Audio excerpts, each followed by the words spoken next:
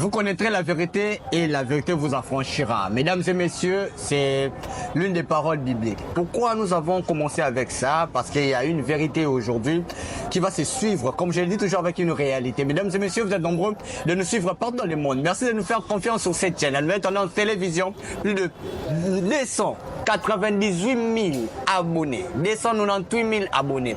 Nous vous prions de vous abonner alors très massivement sur cette chaîne. Ici, vous connaîtrez la vérité. Ici, nous avons la parole. Et ici également, nous sommes sur MEMA, Mission évangélique Maranatha. L'église où Ekambami, parce que c'est une émission bilingue, na Moussa Nzambe, qui est authentique, qui est vrai et qui, bah, miracle s'accomplira na Oya Lobaka. Pour y aller la randonnée sous Massia. C'est l'homme de Dieu, l'évangéliste, le prophète. Ah, il y a bien évêque. Je suis le Kamba Kunz, l'évêque. Parce que c'est un homme, excusez-moi, un homme à la parole authentique. Alors aujourd'hui, tu es là, moi la vérité et actualité. Tu aussi ma gauche droite, tu es na bande robot sunganga, tu peux tout ninga pena yango ce bande robot sunganga sur kenda wat. Bah on a et le remonte tout ça là, bon on va essayer de parler de ça, mais on a que 30 minutes aujourd'hui. 30 Rolex ça t'es nabi que Joyce Somoni 30 000 balles sur nabi sur 4. L'homme de Dieu, je vous dis bonjour et bienvenue. Bonjour Brad. Au monanité, micro belé. Nazaré na mabondeli, lobby na silisaki. Ah, tant au bengi nga wana aussi. Ah oui oui, na sisai lobby. Et puis évêque non, je ne suis pas évêque à moins que Nzambe a lobananga pour nas. Mais évêque a lobapi ba vérité. Bon bah y a la vérité, c'était. Mais oui, vous avez évêque il faut la vérité. Il faut ni ngai pe na la vérité. Mais ezali kamboke et bah par critère, voilà, par critère pour être évêque. Et aussi, en tout cas, et que Simbate Nangai. Peut-être dans l'âge, si on a commis 50 ans, 60, 70 ans, 80 ans, peut-être on peut aspirer à attendre voilà. Mais dans un chocho, on a tout le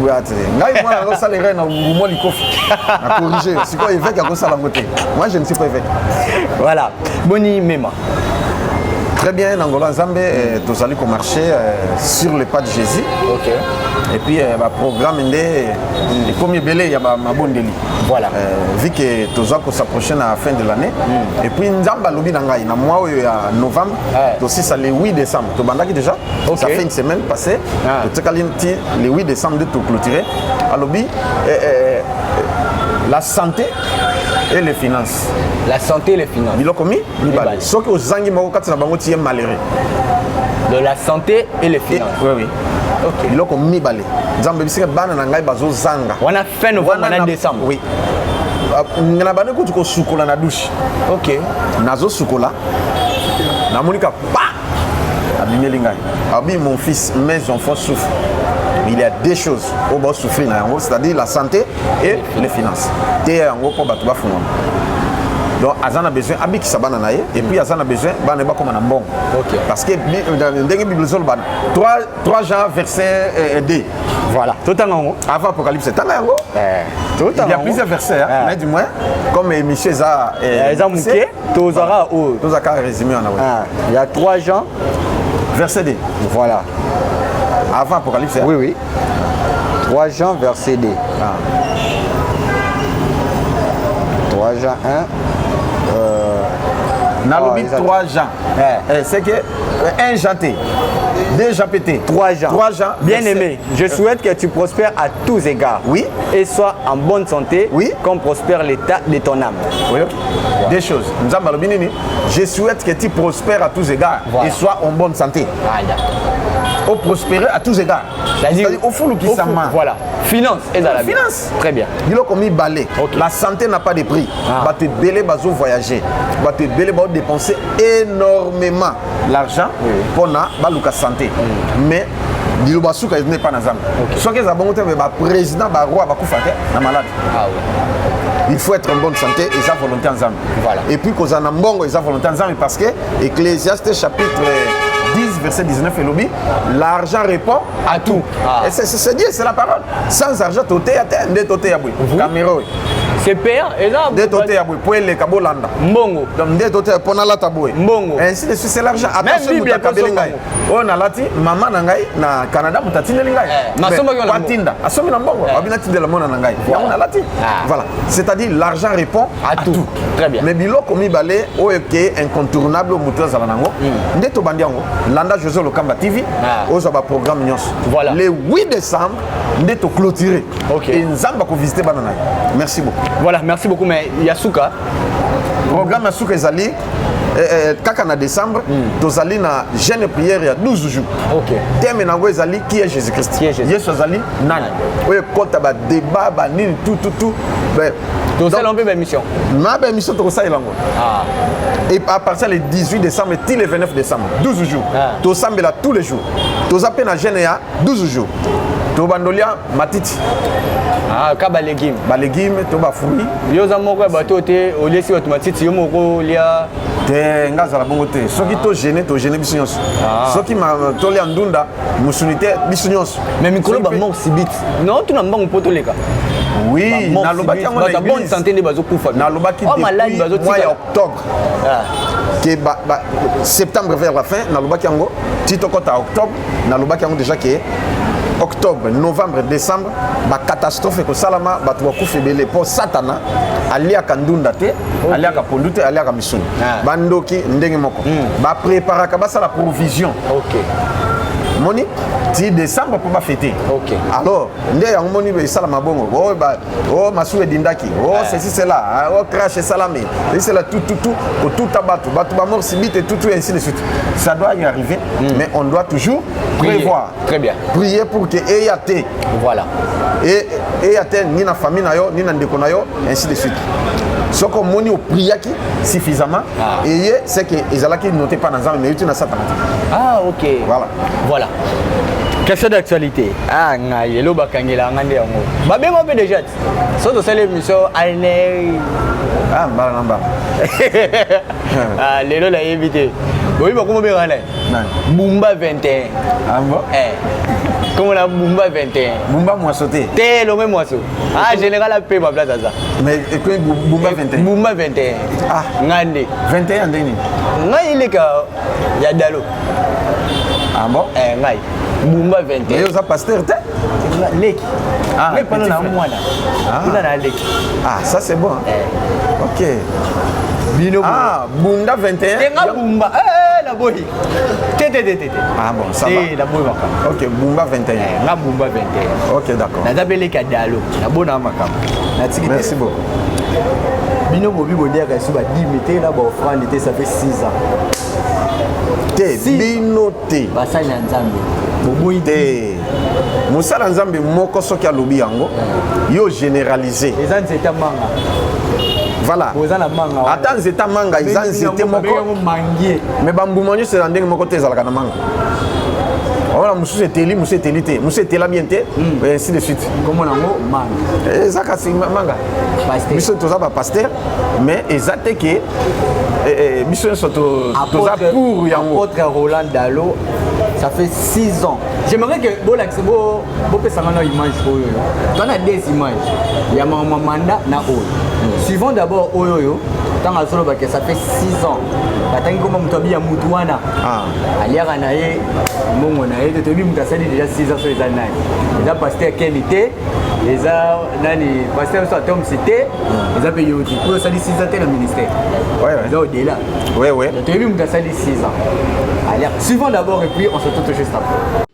Mon épouse est là et d'autres peuvent témoigner. Je ne mange pas à cause de cette personne-là. Ça fait 6 ans que je le côtoie, je ne lui ai jamais demandé l'argent. Et je ne le demanderai jamais. Ce n'est pas l'évangile que Jacques-André Vernon m'a appris. Jamais. Je suis en Europe, quelqu'un me dit Dalo, on dit que c'est toi qui manges la dîme du coltan et du cobalt. C'est lui à qui vous pensez, j'ai jamais vu sa dîme. Jamais. J'ai jamais vu ça.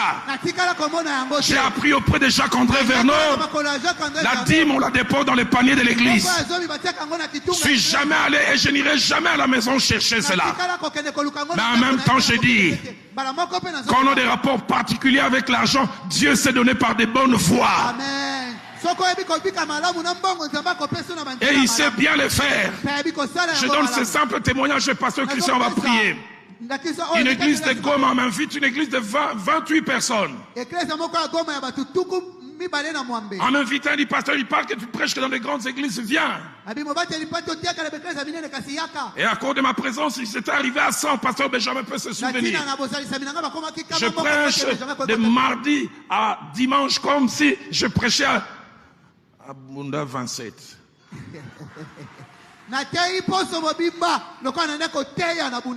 Les derniers jours, il me donne une offrande de $80. Il me dit, depuis que l'église existe, c'est la plus grande offrande que l'on donne. Je prends ça, je dis, Seigneur, je vais consommer. Parce que je vais vers l'aéroport, Dieu me dit, tu as fait ma joie, je vais te payer. C'est ce jour-là que Dieu a placé sur ma route un corbeau qui n'a rien à voir avec Philadelphie. Parce que Dieu sait s'occuper de nous. Je suis dans la salle d'attente, pasteur Benjamin se souvient. Je vois un homme qui vient dire, c'est papa dans l'eau, je dis oui. Ce jour-là, j'ai découvert qu'il y a des gens qui sont puissants. Il dit, je dois aller chercher une bénédiction, mais l'avion va décoller, il dit, je vais faire retarder ça. Il dit au chef d'escale, ne décollez pas, j'ai quelque chose, il part, il revient, il me donne une enveloppe. Et j'ai pas eu le temps de voir parce que j'étais les derniers passagers à monter. L'avion décolle, les 15 premières minutes de zone de turbulence. 3 minutes après, parce qu'on a fongolé l'enveloppe, telle enveloppe costaud. On a compté $30 000. Amen. J'ai appris avec Dieu. Tu peux s'aimer à gauche et tu récoltes à droite. C'est jamais tu récoltes à droite. J'aimerais me mettre à genoux. Dire à ceux qui se réclament enfants des Dalo. Ne travaillez jamais pour l'argent. Ne laissez jamais l'argent être votre maître. Et si vous faites comme moi, ce que Dieu fait avec moi, il le fera avec vous. Mon temps est passé, mais j'aimerais vous choquer. Vous enviez Ken aujourd'hui. Je l'ai vu à 14-15 ans servir Dieu. Donner sa jeunesse aux flamboyants. Donner sa jeunesse à l'UPC. Donner sa jeunesse à la cellule de la borne. Sous la pluie, il allait. Ne l'enviez pas dans son aujourd'hui. Dieu est en train de le payer dans son aujourd'hui. C'est pourquoi il a sémé dans le passé. J'aimerais dire à quelqu'un, il n'y a pas meilleur patron que Dieu. Et j'ai appris, ceux qui ne poursuivent pas l'argent, Dieu fait que l'argent le suive. Est-ce que quelqu'un peut m'aider à clamer le Seigneur ce matin? Amen. Voilà, de retour. Et ça, l'inga passe. Na fingi mutute, na critiquer mutute, mais Bible loba. Voilà. Pour ça, inga na lobby et cause la kengane na lobby. Mais ce qui Bible lobby, mutinyo so misa nisikana. Je pense que ça va. Je peux parler et je peux aussi lire la Bible. Totanga na 1 Timothée. 1 Timothée. Ah oui. Chapitre 5. 1 Timothée, chapitre 5. Yoka Bible ndenge zoloba. Nabi ezanga T. Ah, ezanga te. La Bible. OK, tanga. Na combien? Ka verset liboso. Ne réprimandez pas rudement les vieillards. Na abinini? Ne réprimandez pas rudement les vieillards. Oui. Mais exhorte-les comme un père. Oui. Exhorte le jeune Jean comme le frère. Oui. Les femmes âgées comme des mères. OK. Celles qui sont jeunes comme des sœurs. Soukawan. Et en toute pureté. En toute pureté. Balobi, ne réprimande pas rudement les vieillards, mais exhorte-les comme un père. Voilà. Exhorte-les. Hein? Très bien. C'est-à-dire, Moukolo, éducation aux personnes. Yo botiti. Moi, moi, bébé. Oui. Bébé, on a. Au moins que tant que la zaba, il y a 2 ans, 3 ans, 4 ans, 5 ans. Ndengo gangela ye. Ils ont des côté, ndengo gangela. Oui, oui. Parce que yo, si vous êtes responsable, vous en avez moins, si vous en avez moins. Vous comprenez? Ngai pendeng na zaba responsable. Ko gangela bo gangela nga, ils ont différents ndengo na zalaka mwana. Oui, attends ngai. Même l'éducation, parce que ça domaine nga on a sali. Je suis les partisans de l'éducation. Voilà. Sikoyo, même éducation, yo ko pesa mwana ya 2 ans, 3 ans, 4 ans, 5 ans, à 10 ans. Ils sont différents. Now déjà, à l'université. Très bien. ndenge ozwele ndenge moko te ndenge mpo ogangela bango ezanga ndenge moko te. Très bien. Soki te ekobalukela yo awa bible elobi yango nga te. Ne réprimandez pas. Ne réprimandez pas un vieillard ou un ancien ou un adulte. Fais babi rudement. Donc, voilà. Mais exhortez-les comme un père. Vous comprenez? Voilà. Ou exhortez le la papa. Vous voyez verset liboso? Très bien. Galates. Chapitre 6 verset liboso. Fais amibal. Bon, on va expliquer.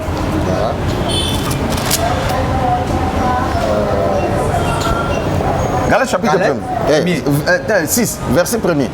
Ah, Galates 6 verset 1er, excusez-moi. Oui. Galates 6 verset 1er. 1 à 2, oui. Frère, Si un homme vient à être surpris en quelque faute, ok, c'est la parole, hein? Oui. Si un homme vient être surpris en quelque faute, na faute, na quelque faute, voilà. Quelque faute. Moi, ma faute est belle. Vous qui êtes spirituel. Ah, oyoki siko. Bino bato boza bato ya nini? Ya spirituel. Bino bato biso. Ba homme spirituel. Biso bato molimo. Voilà. To sala nini? Redressez-les avec un esprit de douceur. Ah. Prends garde à toi-même. Ah, oyoki. De peur que tu ne sois aussi tenté. Ah. Le bureau comme il a yo. C'est-à-dire, yo étant qu'un homme spirituel, ok. Au côté du Kamabongo, abi attention. Hein? Voilà. Quand on a vitesse, quand on a ko ganga mbalamoko, ko loba n'importe quoi, ko loba ni tout. Non, il faut utiliser une sagesse. Sagesse. Abi attention, si un homme vient à être surpris, voilà, en quelque faute, vous qui êtes spirituel, exhortez-les. Voilà. Avec un esprit de douceur. Prends garde. Ayo moko muto sala bo. Soki te ko balukela yo. Soki peut-être et ko sala nini. Et ko pe ko pengwisa bato. Voilà. Et ko pe ko kabo l'église. Et ko pe ko bontu musa ndimela ki yesu mais aboy na ye. A fâché. On comprend, hein? Donc, il y a un scandale dans le monde. Scandale dans l'église. Scandale dans le monde. Aux hommes, si vous quoi? Ah, voilà, c'est ça. Oh, c'est qui n'est pas bon. Ok. T'as là Jean-Baptiste. Alors, pas la vérité, mais mission de Jean-Baptiste qui est. Izalaki ya mwana te. Izalaki ke ate ya bato babongo la mitema. Après ça va nini? Baptême a préparé zela à Christ. Mais Jean-Baptiste a débordé à cause par roi. Moi, je suis moi, c'est abattu, moi, c'est petit frère, zoom, ça y est, ce qui te commande, on couvre, rien du tout. Est-ce qu'à l'obaki vérité, toi, l'obaki. À l'obaki vérité. À l'obaki vérité, toi, Kosaki. T'as l'obaki vérité. Vérité n'est salagini. Moutou et Katani. Nzamba Bomaki, Batou Bakataki Moutou. T. Que Dieu vous bénisse. Pour dire que, et Zaline n'a pas vérité, mon sous c'est singolo loba. Lobela Moutou, en face. Parce que ça recommandation est en Zambie. Parce que Moutou a un rôle à jouer dans l'église. Ok. Vous comprenez? Et puis, Moutou a a sali kaka 6 ans l'église. Azalaki avant l'église. Naye. Nabatu mususu ba homme politique. Oh na koko tanga. Eza papa Martin Fayulu. Eza la nani Corneille Nanga. Eza pe ba konzi mususu. Bazakuna. Babanda kala. Basambela eza église na bango. Vous comprenez ce que? Mais ce que tango balobi que eza église na bango. Bazane men nzamba sali ngoluke atoboli bango. Voilà. Moko soka bima sani. A obenda pe bandi mususu. Soki yozoli a 10 000 a été pendant 6 ans. Bongo directeur à cabinet. Bongo directeur à cabinet, il y a moi sinaye. Bongo ba DG, yo muto naka ko yozoloba, azamabe a nommé bango ba DG. Atie bango ba ministre. Place yazali, protocole, sécurité, ainsi de suite. Ba frère en Christ na ba se ba plein kaka église wana. Bon, loba yo moko sikoyo. Est-ce que zamabe Oroli a dit mais bato surtout wana te. Mais Oroli na sima na bango. Mais Oroli a peine sima na bango. Bon, siko soki o moni ke a osala mabe. Eza médiaté o ya koloba iloko wana. Hein? Parce que la Bible nous dit nokite et quand tout ça bato mingi libaku. Bato mususu brad. Ba bongola mitema kaka pona ke mokonzi oyo azosambela kuna. Ok. Yé pas yé. Aye. Abongoli pour mitema comme frère en Christ. Y'a qui pona sentiment ya mokonzi. Aya ki alanda ni mokonzi. Mais ayo bongwana. Soki osali bongo, on ndenga soki alongwe na batama pe longo. Ah oui hein. Et quand il déjà baisse. Nzamba lingi bongo te. bato mosusu bayebongola mitema même na église oyo alandaki sere en Christ. Ok.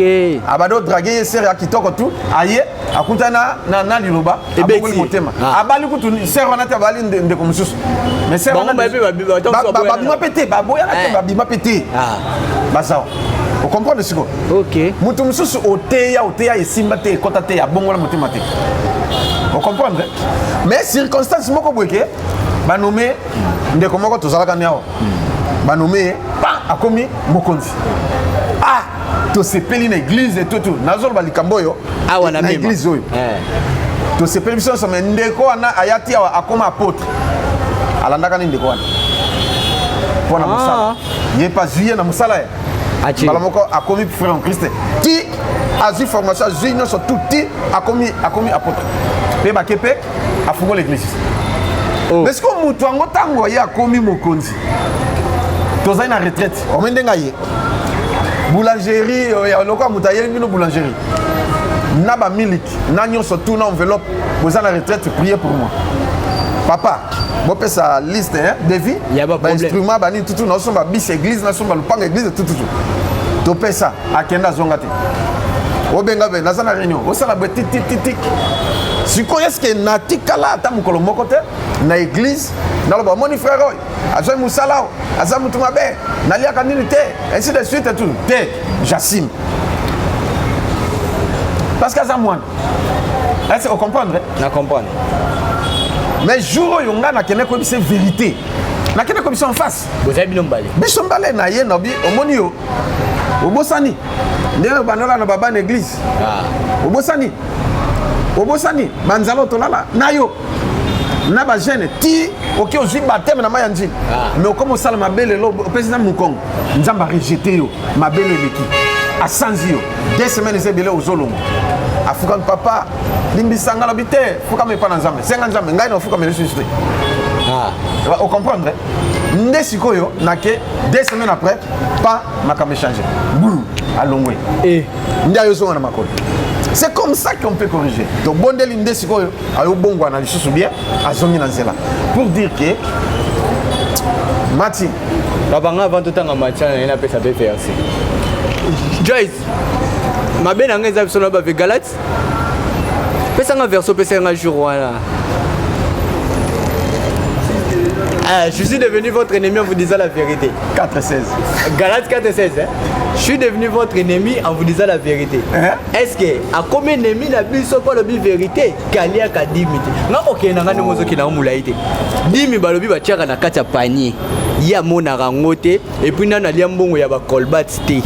Tout ça nous wana votre lo ba dimanche na ya église. Na lobi. Ya ngone likamona réclamer na TV.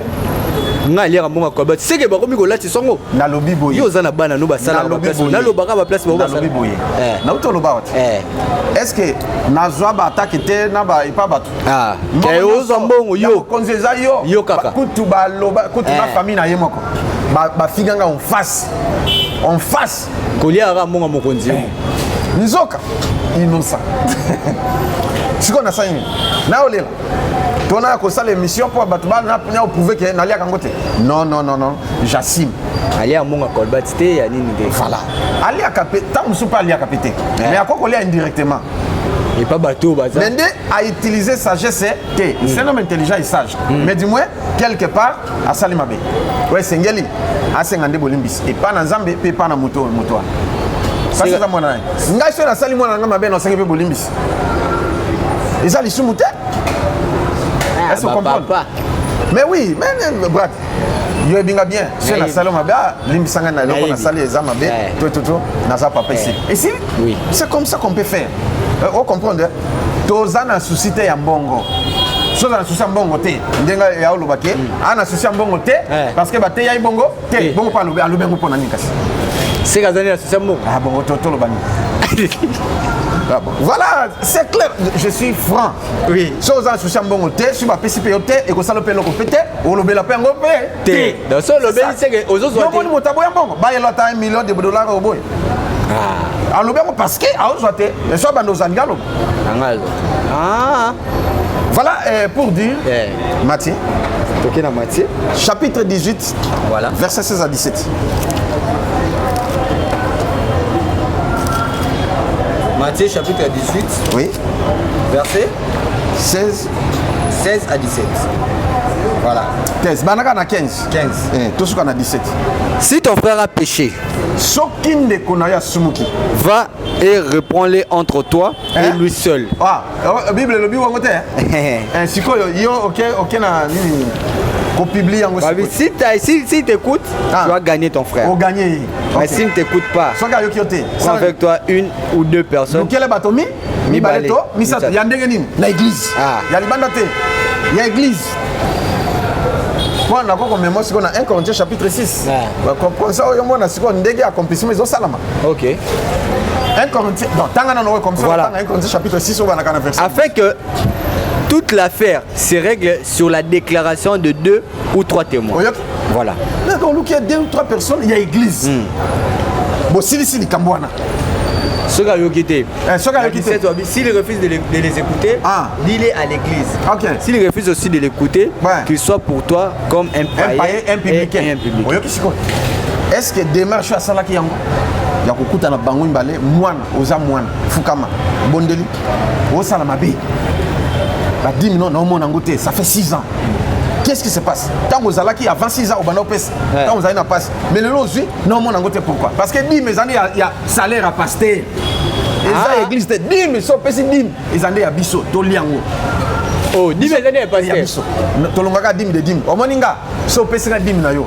Eza yanga na bondeli na longoli 10 de 10. Exemple pesi na $500. Na longoli nini? $50. 450 yanga. $50. Na ke pesi pas na mokambi na ngai. Oya landinga ici. Soit qui perd spirituel na ngai na pesi. Donc les années pour eux sont sautés. Mais kasi c'est clair. Ok. Est-ce qu'à réclamer offrande? T. À réclamer don volontaire. T. Bon moi siko mokonzi tango siko aye na église. Après ça dit après ça offrande té. Yo mo na panier té ndenga tellement avec kopesi. Après ça. Yo mo na panier circula kate. Et c'est que là. Pe mususu pesa la ka système botia ba panier oya offrande oya dîme. Oya action de grâce. Mais muto aye na dîme na tie kuna. À l'obité. Mais si on comprend, s'il y a un problème, Bible dit que lobby, qui n'est pas naye, farafa, solo la naye. Ce qui a eu que l'yoté, que non, au salamabe, talabo. Topé, batbo salabo, baole la talabo. Ok, oyoki, la ligne en côté, changer, salabo. Parce que ça papa. Comme ça, ok. D'accord, mais yoki, à combien de points? Ce qui a eu quitté, à combien de points? Ce qui a eu quitté, et ça la nime. 3 personnes. Au moins, c'est bon bengi à Ria, bon fanditiona, tala likambo bobo. Ayo quitté. Ayo quitté. Église. Na église ça bon. Yo kana ngina expliquer. C'est ça. To comme une église ndenge nini? Voilà. Est-ce Hollanda? Yo kana biso. Ezana le révérend pasteur, so lingina tanga comme na tangi ce que na garder na garder. Les générations ni ka futa rock mais. Il est très sage. Yo quand ça regarde ba point ngai na sina yo kat. Ah. Ya ba konjo baleka. OK. Mais sok na église. A lobi boy, avant loba. Abi rejibo kata, na ngina loba. Pour ezama kamamboka. Nete so comprendre. Ba cameraman yo surtout ba senini? Paf, ba kati. Alobi nazolo ba likamboyo bolanda. Nazalaki na mokonzitel, azo sala boy non c'est pelate. Na ibisa ke boy. Ce qui a eu quitté, t'as la position dans le tout les consorts. Et ça bien été. T'as la boue. Amen. Et si, allez, bon, faut qu'on la régie. Bah, faut qu'on la régie ici. Yo, assistant, le bon. Mais dans le lobby, on attend qu'il parle. Ce qui on vérifie, comment on a comme dans le affaires. Au moins, sagesse. À commissaire du Kamwapi, dans l'église. Mais si on dengue comme est-ce que c'est l'église? So ezaki pour exemple so que la on a église alinga inini ezala on huis clos l'église balandango mais siko tango ekomi siko na monde mais likan komi na ba pagano na ba Christ na ba homme d'affaires na ba femme d'affaires na ba da ekomi na mindele ba indo eke tous les 5 continents et c'est d'abord il y a liboso au baby image ya yomoko ko quand c'était ndengo lo bongo nde obimi meilleur bato musupi ba ko finga yo ba ko manquer yo ba ko critiquer yo bato musupi ba ko féliciter yo porter na plainte et comme place hyper azali azé sur na kimiate et comme na ba menace et pas bato mususu au moins siko ye moko pe mokonzi ndenge olobi bongo et qu'on touche soit que azamona mabe à saloper mabe indirectement comme directement mais soit azamona malam azaka soumis au bete libanga ben ayepe kaka aye problème exact ya wana into senga ce que image yo ya dimanche ninga ya Kisco culte tout la nana image yo mukie poto si sana biso donc 30 minutes ya ngo ekoki. Élise, je pense au pasteur Louison Tounassi, au pasteur Trésor Sambouami. Est-ce qu'on peut célébrer Dieu, apprécier ces hommes et ces femmes de Dieu qui nous ont fait du bien? Gloire à Dieu. Et il y a eu aussi des intervenants. Gloire au Seigneur. Nous sommes debout, nous accueillons le chef de l'État, son Excellence. Gloire à Dieu, gloire à Dieu. Est-ce qu'on peut mieux accueillir son Excellence, le chef de l'État? Fait son entrée. Merci, merci. Il n'est pas à Bunda, il n'est pas à Bunda. Avec lui, Maman Denise aussi à Bunda avec nous. Est-ce qu'on peut acclamer Maman Denise là où elle est? Il n'est pas à Bundeuse, il n'est pas Bundeuse. Gloire à Dieu, gloire à Dieu. Amen, amen, amen. Dieu soit loué.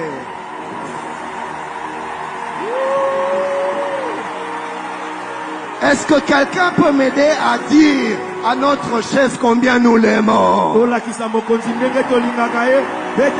Exagère tes acclamations. Voilà, aïe quand même. Omoni? Nalobi soki aza omoni e balania.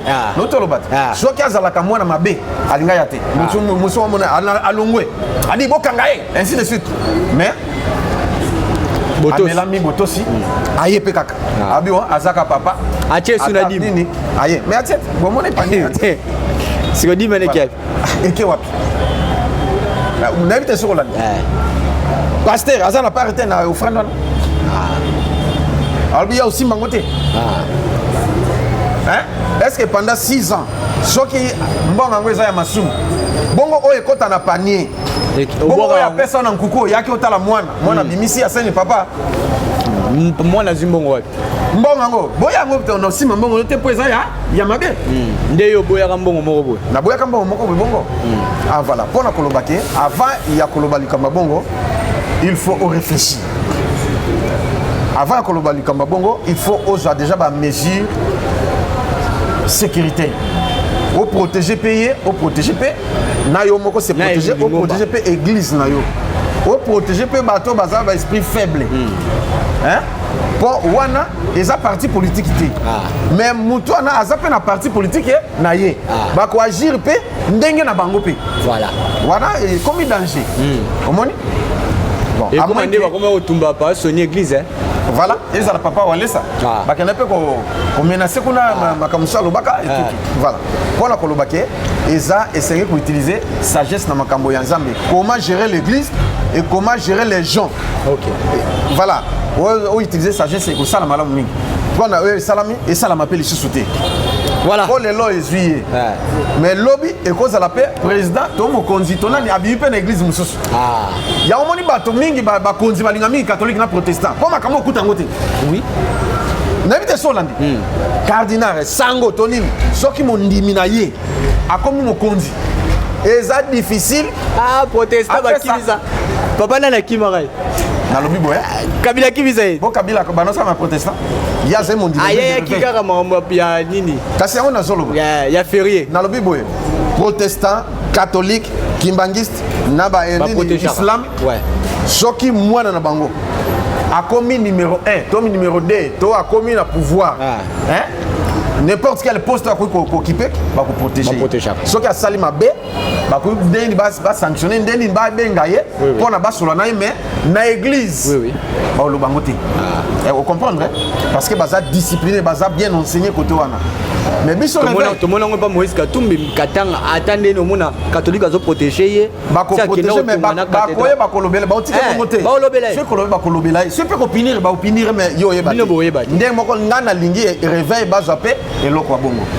Et pe sabiso pe mayele. Réveil au tableau rabona ba déni. S'il y a un problème, il y a ozana mwana na église et consort a sali yango bo régler yango na église. Bo sanctionner na église. et que ça la malam parce qu'ils allaient confirmer la parole. Mais tant qu'on y a au public monde entier. Tout ça peut la banane ndako. Église ndako. Bible dit moteur bi ko diriger ndako n'était. Né na ko ba diriger église. Voilà. Donc église ndako. Ndeni bana musuba sala kama B na ndako. Obomba. Mais obomba. Ceux qui beto bêtier, ceux qui corriger, ceux qui gagnent mais libanda au kangi muno. Oh ya te osala mon émission pour nous finir le ban n'importe quoi. Non non. Hein? Yo sotangi papa Deniles. Azana bana ndako. Moi bana ninyo surtout bazaka correct, moi na sala mabaza te. Bah c'est belé. Asa masala mon émission. Jamais. Merci beaucoup. Marcelo. Kasi mabende ya ngwana. Voilà, on est arrivé à la fin. Alors, problème roto ça j'aimerais tous une image à groupe. La bique moi tous ceux qui ont côté souka. Les milling les obima. Ah. Les coupe à munene auto ça on a église à même mais ça qui problème. Problème est ça nini papa. Est-ce que babongi sont déjà ici? Babongi ça. C'est le groupe to somba ko banaka et omeli. Mon baba pané salaka parce que c'est le que ça là. To somi pièce to tie et saliti. Mais erreur et salama. Moi na moko akeno somba carburant ole ke asomba eza ya mazout parce que c'est munene. Ole ya somba essence, ole ya somba mazout, ya somba essence ya ti. Aïe. Ne et bandi ba panne grave ti allez dernièrement il sali qui est la montre. En plein culte. En plein culte. Kati. On est bara mon pasteur John Ayaki parce que mon camboy n'ingana.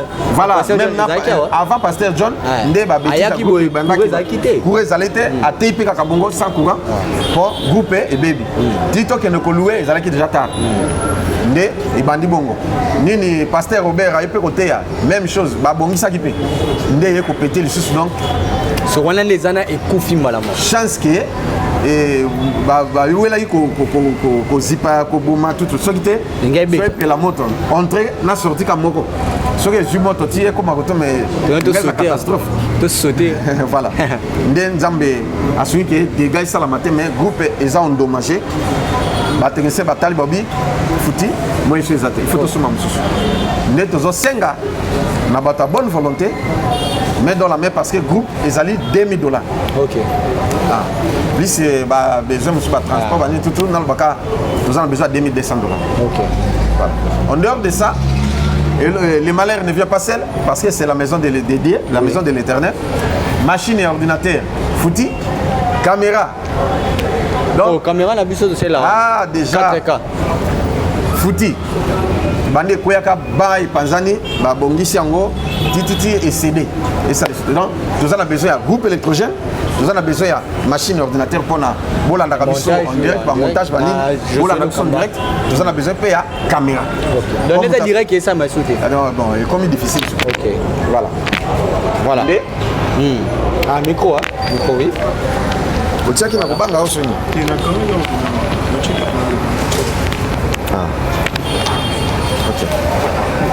Donc, voilà le besoin en église, mais tu accentuer d'abord le groupe électrogène puisque on met de tout ça là. Tout ça l'émission courir ça. Kinshasa courir comment le col a sauvé na mai na courant.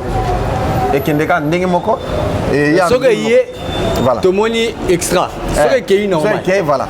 Donc ceux qui sont ensemble là, ceux qui courir à totier, ceux qui est ici, il faut grouper ça.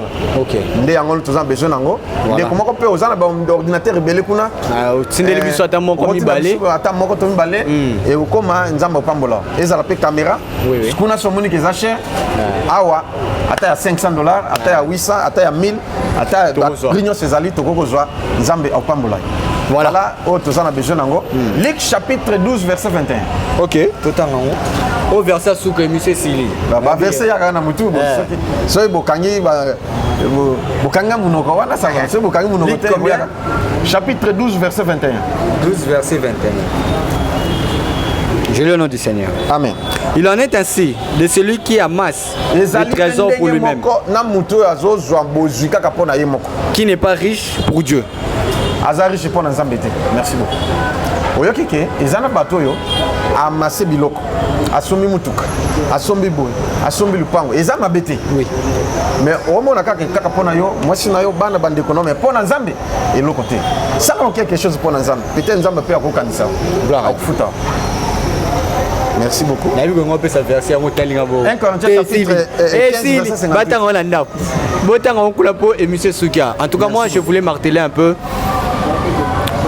ngai na biloboko wana ya okota na ndako nzambe ya kopesa erumelaka te ezonga même financièrement te même santé même déblocaka makambo mosusu ezaki fermé bosunga bopase na banuméro eza affiché banuméro papa yango wana aopesa na oyo eza affiché je veux que si tokota si tosisa mwa oyo tomeka da kosomba groupe ya sika po eza bagroupe ya minene eza bagroupe oyo ya mike te mpona kopelisa église mobimba oyo église ya meme donc bosimbama vraiment bandeko nanga oyo bolingaka brad partout bozali je sais bolingaka ngai bamisu bobenga bosoutenir l'œuvre du Seigneur ya za te le roi bato mosusu aboyi dimi ya ndimi dimi so bomoyi boleka mpe ta mosusu na nzela ya dimi omo okalkuleka te so napesi papa 1000 100 eza ya dime de dime na ye 900 eza yesa papa longola ta 300 na 900 wana soko moni oleka na ndenge ya dime c'est pas mais soko moni mpe oleka na poche yo moko koti opesi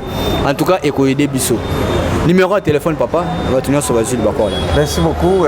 Numéro Nanga Zali plus 243 89 91 91 91 91 055 055. Yami Balé Zali plus 243 9 98 17 18 54. Les deux numéros sont WhatsApp sur Bengi Ozwanga. Soy pour mon Ozwingate au tikelanga message. Soko Bengi Ozwite tika vraiment message. Na on martelé sur yango tika message parce que à partir à wana nde papa Ozwanga. Soko Ozwite bon mekano pour les kana numéro nanga o ezawana to ebi to sana mo ba facilité pour to ko benga ta na normal. Papa numéro mo ezo benga bo yamango nan. Ah te brad na za WhatsApp te. To expliquer pour bato mususu bo beta mabaku to benga papa boy aziote na téléphone comme ça zo prier to zo c'est l'émission boy to zo sa maka mususu. Mais tika message to benga to ebine to kutanisa bino na papa. Merci beaucoup papa et monsieur. Merci beaucoup. Voilà, on se retrouve prochainement pour un nouveau numéro. Au revoir.